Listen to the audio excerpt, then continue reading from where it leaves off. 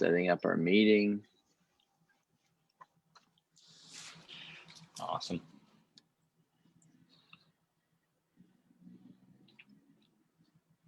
All right.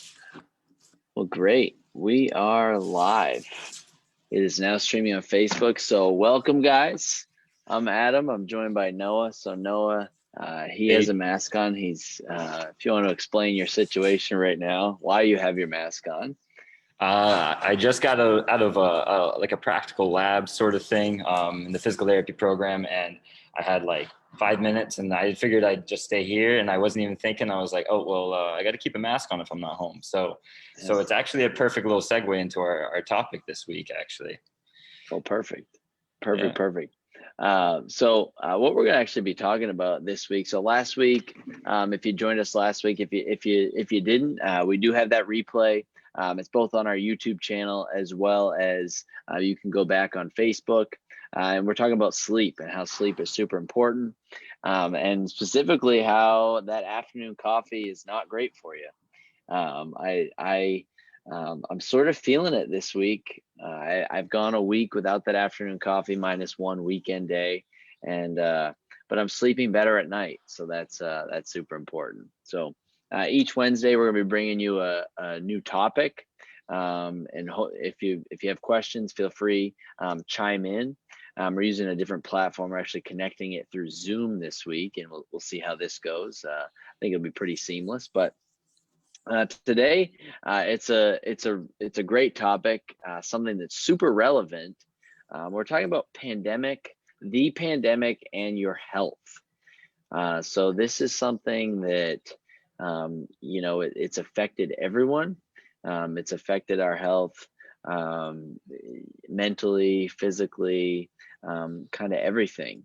We're gonna be kind of chatting, giving you some stats on some not so good stats, I suppose, but also some strategies to better your health during the pandemic, as well as, and even thriving, and kind of getting over what I like to call the COVID crutch, kind of getting out of that mindset and moving past it. So I guess I'll start things off, man, by just asking you. You're in school, you're in a professional program, physical therapy at Husson. When stuff happened last year, what changed for you? Like, kind of take us through that. Everything changed. It was huge. I mean, physical therapy in general is just a hands-on learning experience. You need to be there. We have so many different labs and stuff like that, and so we went right online 24/7, and it was a good change for some parts, and as we developed a ton of new online platforms to be able to teach physical therapy. So I was learning through like recorded videos and Zoom sessions and things along those lines. It was less of the hands-on stuff, which we did get to, but it got pushed way back. We ended up like learning the content in like, it was probably like March and April when everything first went out, and then we ended up practicing the content in like, I can't remember, May or something like that, with like full on like masks, PPE, or like had the hand sanitizer everywhere, and it smelled just awful. It was, but that's on the surface stuff. That's how school was impacted. But I mean, everything in the daily life for me, that was, I mean, from school to work. I mean, we went online, and I felt like there was a good probably month. My roommate had gone home back up north for a month or two, and I was like I was alone, and I was like, I got to talk to everybody on Zoom, but I was like, I'm not having any social interaction. I'm like, that's crazy. It just felt so. And then I remember that first week coming back into like our outdoor sessions, I was like, this is amazing. Being able to like talk to people again. I was like, this is awesome. So school got changed. I mean, it still changed, as you can see. I mean, I got like face shields we wear, we got all this different stuff that is still going to be affected probably all through the rest of my school and beyond that. So yeah. Well, and definitely your clinical. I mean, your clinicals got moved. Your clinicals got moved around. So stressful. So I think we've all had to make sacrifices and change things around in our lives. So If you've had a vacation canceled, guess what? You're not the only one. Yeah. If you've had a certain event that you go to canceled, well, you're not the only person that's dealt with that. So everyone's had to take it on the chin, I guess. But literally everything the entire way we live has changed, right? We wear masks out. If you have kids, it's even more challenging, right? Like we don't have kids. Could you imagine kids? That would be challenging. So, but everything has changed. One other thing that's changed, and I'm going to drop some stats on you and kind of get your thoughts as well. So, number one, uh, when the pandemic started, so really second quarter of 2019, and there'll be a lot more research down the line. This is such a young thing that there's not a whole lot out there, but in the second quarter of 2020, um, anxiety and depression symptoms, increased substance abuse, suicide or considering suicide, or stress related symptoms. Some of those were 3 times higher than in the same period in 2019. Right, so Crazy. that's It's crazy. quite crazy. And one other stat is and this is from the CDC. During late June of 2020, 40% of US adults reported struggling with mental health or substance abuse. Okay, so 40%. So, I mean, you're talking 4 out of 10, almost half of people, which is kind of crazy because to think about, but it's so relevant now. Just think for us when we have 10 people in a class, there's a strong possibility that 4 out of 10, that's how close to home it is, right? Mm. And kind of stemming from that, COVID changed our life, where we're at home a lot. And I don't know about you, but probably your interaction online, you're on the computer a lot, maybe your social media, more electronic time. Oh yeah. So here are these stats. US adult social network users um, will spend 7 more minutes per day on social networks than in 2019. So like from 2020 to 2019, just per adult, 7 minutes per day. So if they don't have, I couldn't find a stat how many US adults are on social media, but let's just say the amount of people in the US on social media is 246 million. Multiply that by 7 minutes per day, and that's a big number. That's a really big number. So to break that down, I went even further. If you walked just a 3.3 mile per hour pace for that amount of time per year for just one person, so 7 minutes per day times 365 days at just a 3.3 mile per hour, just a regular walk, you would have walked about 140 miles. Okay. Wow. In just for 7 minutes a day. 7 minutes a day. So I guess the one big thing, check your use of electronics, right? Check your use of electronics in your Facebook scrolling. I'll give you another stat. According to the National Science Foundation, an average person has about 12,000 to 60,000 thoughts per day. So that's a lot of thoughts, a lot of things going on in your brain, right? Of those, 80% are negative and 95% are repetitive thoughts. So if we repeat those negative thoughts, we think in a negative way more than a positive way. So if you have a pandemic, it's changed your whole life, right? It's a shock to your system. If you're spending more time on social media and electronics, right, that's not good for your it's not good for your physical health because you're hunched over, your eyes. And also during a pandemic, a lot of stuff that was on, there's a lot of fear going on. Oh yeah. And on a normal day, there's a lot of negative thoughts that flow in through your brain. I mean, think why we have a lot of problems, right? So, I mean that's pretty crazy. and no wonder why stress is high, no wonder why anxiety is high, depression, mental health, being stuck inside. I guess for you, social media at first, when you were stuck inside, did social media and electronic time skyrocket? Oh yeah, it was actually funny. So I've never been a huge social media person, like, ever. But the first week I was home, and I was like, it was our winter, it was our spring break, so we had no class or anything, and I was just sitting at home. We couldn't really do much. I downloaded TikTok. I don't know if anybody's heard of TikTok, Oh, and geez. I ended was like hours scrolling on that thing, and then I finally had to just delete the app. I was like, I haven't downloaded it since, but I had it for probably about 2 weeks, and I noticed Apple does a little screen time thing. It'll tell you like how much my screen time like skyrocketed that first couple of weeks. And then I remember going through the next few weeks, as school kind of started going through, my screen time on my laptop on average 1 week was 13 hours. 13 hours on average a day. And I mean, that is between like being on my classes, and I was also doing Zoom and stuff like that. I mean, I was working through Zoom and all these different things. So I mean, I was using my computer a lot, but then I just had to do a little check-in with myself. I'm like, I need to set back a little bit. I think it was probably around May, and I just saw that stat. I'm like, 13 hours on average. That is ridiculous. And I'm like, and so somebody made a comment. I think it was Nancy, I bet it could be more than 7 minutes for many. In my case, it was definitely more than 7 minutes for me. And one benefit I saw from pushing away with that screen time during that time, I got outside more. I was getting like the snow was melting and stuff like that, and I felt like getting away from the repetitiveness, breaking out of that rut was huge for not only like my physical health but my mental health too. That was one thing that I think was huge.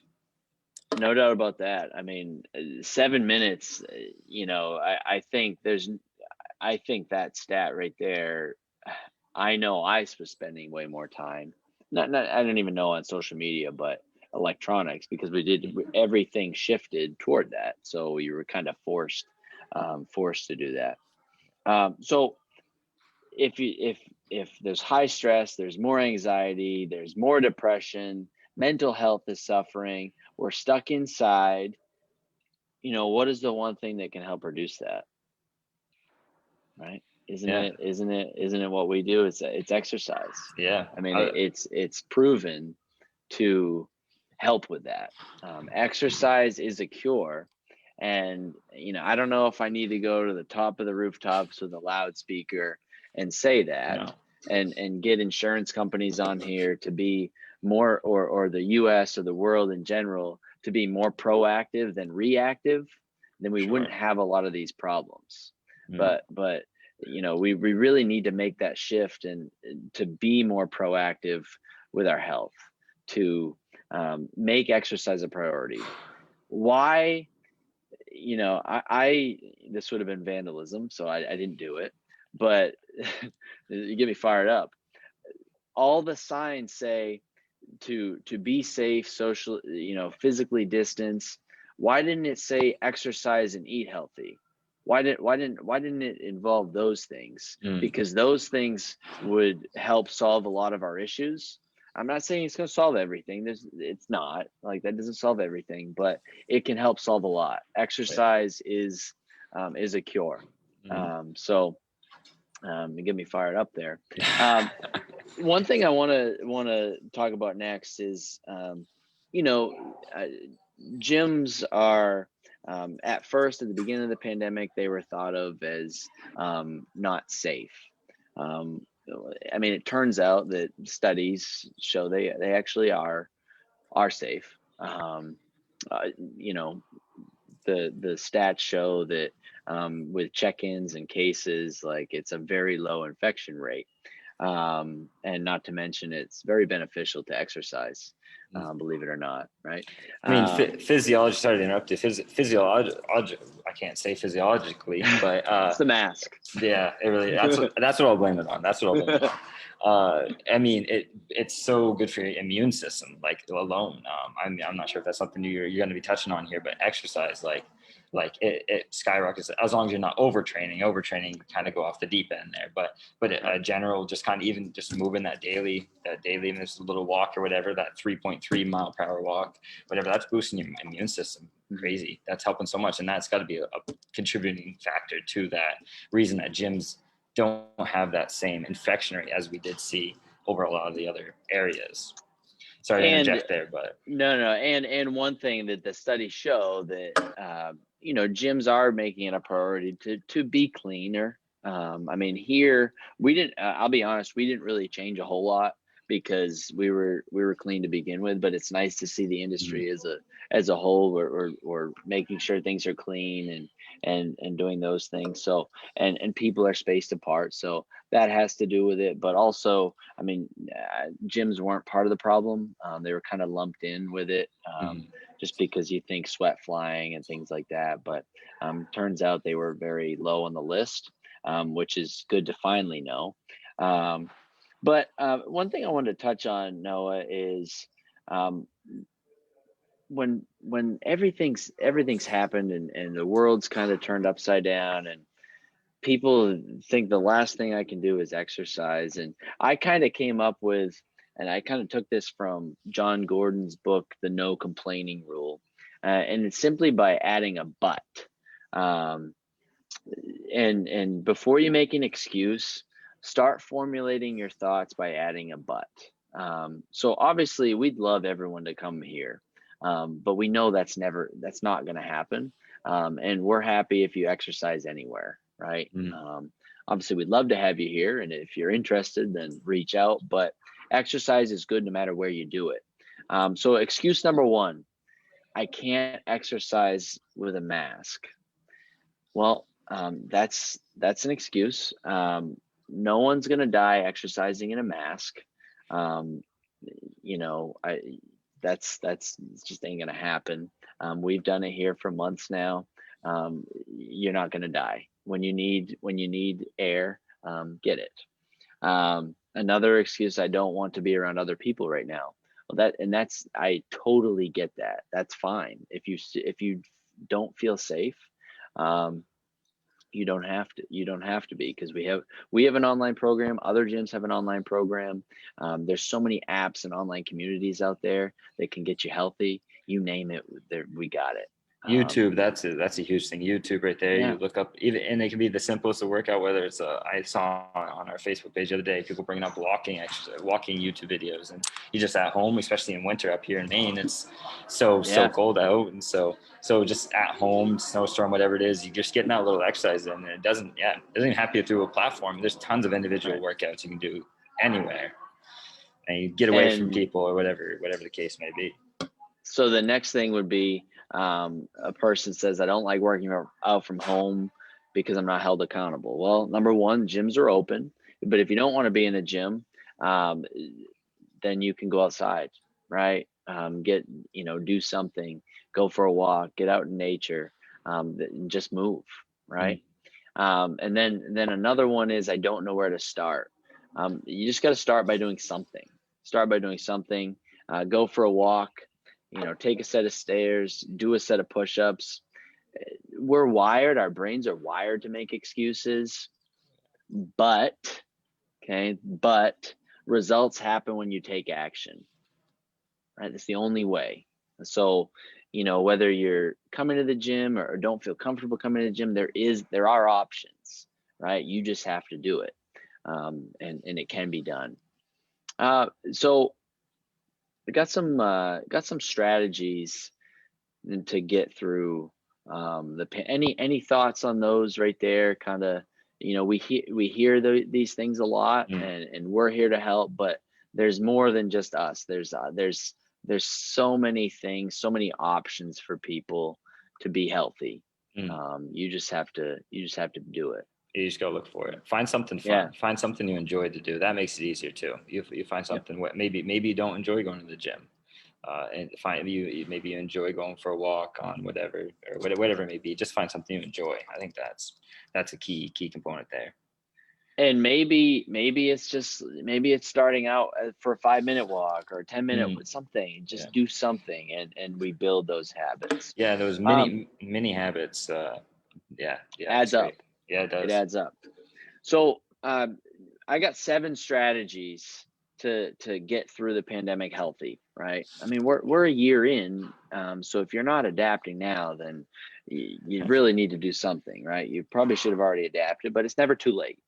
Number 1, and I have this in bold, turn off the effing news, right? I will be very, and I know I'll probably get flack for this, but there's a difference between being informed. You can be informed and do a 5-minute news brief each day, right? You do not have to have it on 24/7 because what do you think happens to your brain if you're watching the CDC briefing each day and it's saying this many people were infected, this many people died, right?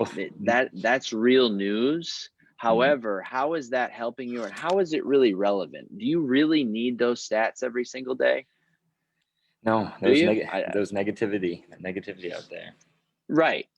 And by having, even if you have the news network on in the background and you don't think you're taking it in, if it's talking about people dying, businesses are shutting down, all the problems in the world, what does that do to your brain? Well, it instills fear, right? It instills fear, and you go down that negative path.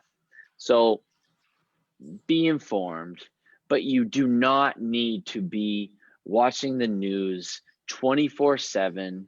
You just don't need to do it. So that's my little soapbox. Number 2, we talked about this a little bit. Limit social media time. Social media can be a great thing. I mean, you're watching this right now on Facebook Live. There's good stuff out there. But for the most part, what do you usually accomplish on social media? Nothing of importance, right? So not only is it bad for your mental and physical health, there's a lot of misinformation out there. You can literally share whatever the heck you want on Facebook, and it could go viral. Also, if you're one of the people just constantly sharing news articles and stuff, just stop. No one wants to see it. So I'll just do you a favor and tell you to stop. As far as social media time, do you have a specific strategy that works for you to limit it? The biggest thing, I think we had talked about this actually one time, is not going on it. I try not letting myself get on it past a certain point, or until a certain point, I should say. So that morning, getting rid of it in the morning, that's the first year, like most impressionable. You don't want to start off your day seeing that. So I get rid of social media in the morning, and then for me, I mean, I'm pretty busy now, but when I was in the pandemic, it definitely was a little bit different. Setting limits on your, if you have an Apple phone, there's different ways you can go about doing that, and setting limits, and it sends you a little reminder, hey, you've been on this at Facebook for 5 hours now, you probably should get off. But you can do little things like that. But sometimes I do a little accounting game. I'm like, all right, so I'm gonna go on. I just finished this assignment or whatever. I finished meal prepping for the week, whatever. I'm gonna give myself like a 15-minute little break. And then once it comes that 15-minute, I'm like, I'm only looking at 3 more posts, and then I'm removing it. I'm getting done. So I look at those 3 posts, boom, off, get it out of my system, put my phone away for a bit, go back to do something a little more activity based or a little more mind stimulating. That's a little more positive. Yeah. So I mean that just leads into our next thing. Feed your mind with good stuff, right? Oh, yeah. Feed your mind with good stuff, and the great thing about that is there's so much free stuff out there. Like, you don't really have to buy anything. And if you need to borrow a book, let me know. I got lots of them. So books, podcasts, what you name it. Instead of having the news on in the background, maybe you listen to some relaxing music, a podcast, something that, so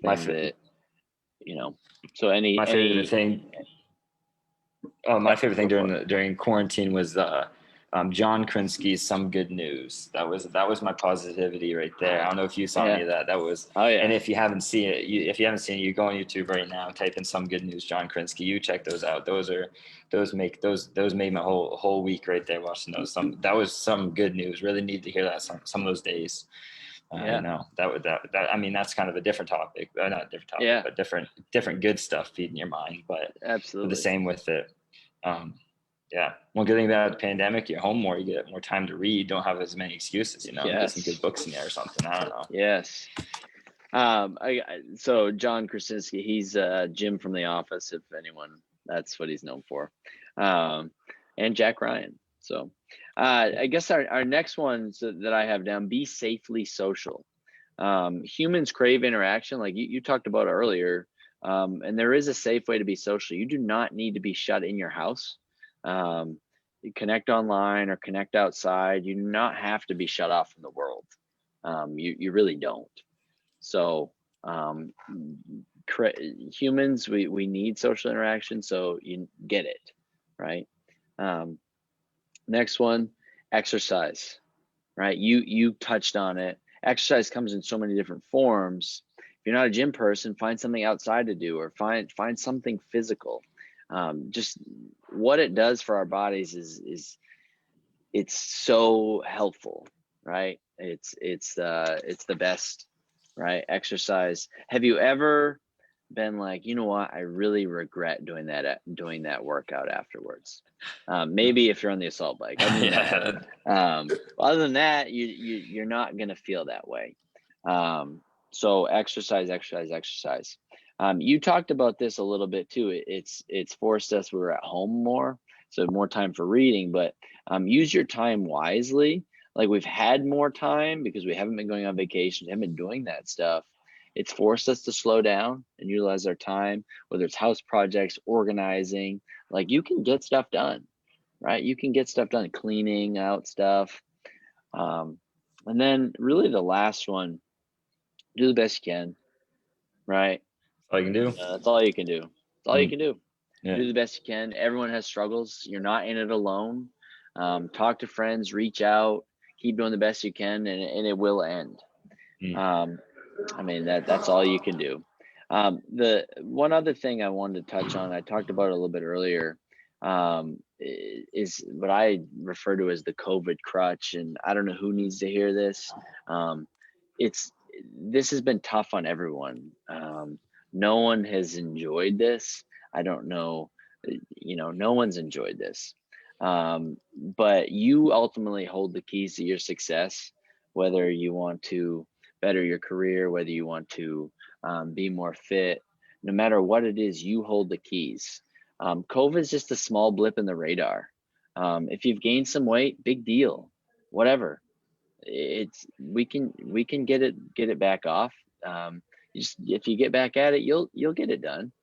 Cancel vacations, oh well, life goes on. Those vacations will be there in the future.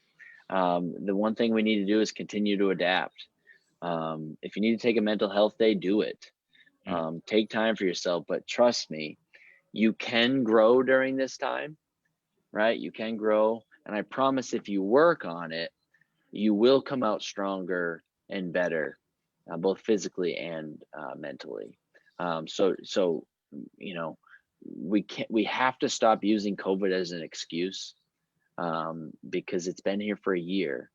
And the more you use that as an excuse, the further we're going to go down that black hole, right? We need to start taking responsibility. And it really starts with you. What can you do better? And we can all improve. Nobody's perfect, for sure. Nobody's perfect. Absolutely not. Actually, on that topic, real quick, sorry to interrupt. Stephanie here in the chat made a really good point about social media. I don't know if you can see the chat there, but she was talking about how on social media sometimes too, not only is a ton of negativity, but a ton of unrealistic positivity that kind of makes you maybe feel less, which never really it's not the intent by any means, but it happens way too often. That's another reason to kind of limit that social media time. That was really great point there. And Saw in the chat. that's a lot on. I mean, you see it some on Facebook, but it's a lot on Instagram. I think it's famous for. I mean, Instagram, the influencers. Yeah, yeah. So that's big. So good point, Stephanie. Because it does create those unrealistic expectations. But at the same time, like, we do not need to hear your family. You do not need to be having a fight on Facebook. Like, if you're having a fight on a Facebook post, nothing ever comes out of that. Like, nothing ever positive comes out of it. It's like, you know what I'm going to do today? I'm going to fight with a random stranger on Facebook about this news post. Unless it's about like math. Unless it's about unless math. it's about math. Yes. That's Yes. okay. Unless it's about math, then you'll do it. But like, but don't waste your time. Don't waste your time. It's just not even worth it. The only time would be when I defend Tom Brady's honor. And I will do that. So that I will spend my time on social media defending Tom. And really, that's really the only acceptable time to do it. Social media, man. We're watching this on social media. We're doing it on social media, but yeah, just limit your time. Just tune. You know what? Just have the Adam Clark Fitness page. That's the only page you follow. Oh yeah. And just tune into our Wellness Wednesdays. And then if you do that, then life is good. So, any other questions we got piping in? No questions. I had something I wanted to kind of add on there with this. I think kind of go well. It was something I learned in one of my health and wellness classes I'm currently taking. We have this mindfulness course we're kind of going through, and I mean that it's been so helpful through everything now. There's this great website that I can toss in the link. There's tons of different the guided meditation videos, and it's not, meditation gets a bad rep and that sort of stuff with people think it's just you kind of sitting there in silence and all that sort of stuff. That's really not what it is. It's actually super beneficial. So there's one practice that we talk about. It's called the stop practice. And so stop is an acronym. S is for stop. So whatever you're doing, you ever feel stressed out, whatever, you just take a second, you stop, and you get in comfortable position, just relax, whatever, focus on how you're feeling. Take a few deep breaths. That's T is take. However you want to breathe them, through the nose, however you feel your body, try to relax a little bit. And then, this is the important one, is observe how your body's feeling. If there's any tension, stuff like that. It's kind of basics to meditation, but the key thing here is if we're feeling stressed or whatever's going on, there is a reason. We were primed on those reactions. So whether you're stressed about the pandemic or stressed about work or whatever it may be, I mean, we got a lot of stress in the air in the past year. So just observe it and welcome it in. Don't say I don't need to stress. It's there for a reason. It's there to warn you, like, hey, you're too stressed out right now. Take a deep breath, welcome it in, say thanks for letting me know, and then take a few more deep breaths, observe how you're feeling, and then go on, proceed, please proceed, go on the rest of your day.